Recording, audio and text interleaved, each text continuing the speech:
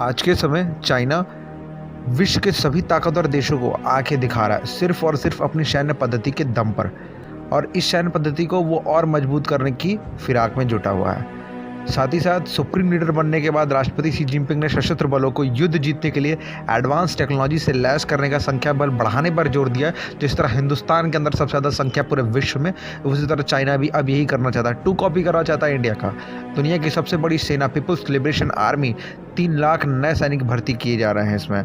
Xi Jinping ने बोल रखा है कि लड़ाइयों जीतने के लिए नई प्रतिभाओं की ज़रूरत है।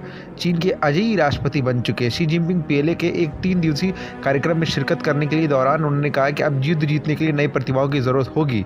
भविष्य की लड़ाइयों को जीतने के लिए चीन के सशस्त्र बलों में नई प्रतिभाओं की भर्ती की जाना बहुत आवश्यक हो चुका है। साथ ही साथ लड़ना और जीतना पहला व अंतिम लक्ष्य होना चाहिए। शी जिनपिंग ने कहा है कि 2027 में पीपुल्स लिबरेशन आर्मी पीएलए के शताब्दी वर्ष से पहले निर्धारित लक्ष्यों को पूरा करने के लिए देश की नई प्रतिभाओं की ज़रूरत है।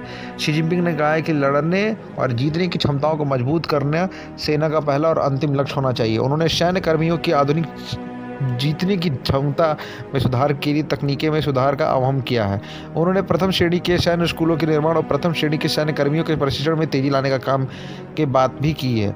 दुनिया की सबसे बड़ी सेना है पीएलए। देखिए, चाइना इनडायरेक्टली जो दिखाता है 3 लाख हमारे पास अभी जो भर्ती कर रहा है वो तो है ही, ठीक है। चीन की पीपुल्स लिबरेशन आर्मी में युवाओं को भर्ती करने के लिए तमाम प्रकार की सुविधाएं और संसाधनों का लालच दिया जा रहा है। 3 लाख युवाओं के लिए तरह तरह की सुविधाओं का वादा किया जा रहा है। देखिए, चाइना और भारत में एक कंपैरिजन मैं अभी करके बता रहा हूँ आपको। चाइना में अभी रिपोर्ट्स आप पढ़ लीजिए, वहाँ पे आर्मी में जाने के लिए उनकी सरकार उन्हें लालच दे रही है, लेकिन भारत में ऐसा नहीं है। भारत में आर्मी में जाने के लिए पूरा देश तैयार बैठा है।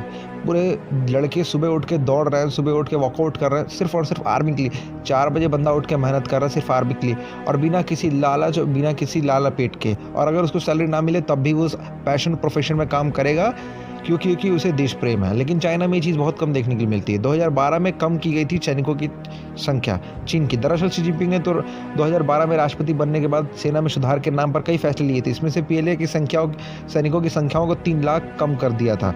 यह संख्या 23 लाख सैनिकों से घटकर 3 लाख कर दिया गया था। असैन्य इकाइयों से 3 लाख संख्याओं को हटाने का फैसला हुआ था। हवाई सेना और नौसेना को अपग्रेड किया था उस टाइम पे, लेकिन अब ये धीरे धीरे आगे जा रहा है अमेरिका के फेवर में। और भारत को ये काउंटर करने की पूरी कोशिश कर रहा है। मैं हर वीडियोज़ में आपको बोल रहा हूँ, अमेरिका से आगे जाने की होड़ में चीन है, लेकिन भारत को टक्कर देने की भी, क्योंकि एशिया के अंदर भारत को छोड़कर आप किसी और देश को नहीं देख सकते।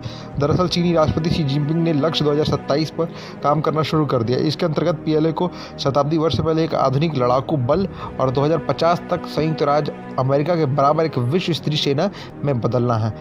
जिस तरह चाइना इतनी बड़ी टेक्नोलॉजी और इतने बड़े वेस्ट सिस्टम पर काम कर रहा है, क्या आपको लगता है भारत वो भी इतने बड़े सिस्टम पर काम करना चाहिए? और भारत इनफैक्ट काम भी चाइना की इस न्यू इनिशिएटिव पे आपका क्या मानना है, हमें कमेंट करके ज़रूर बताएं।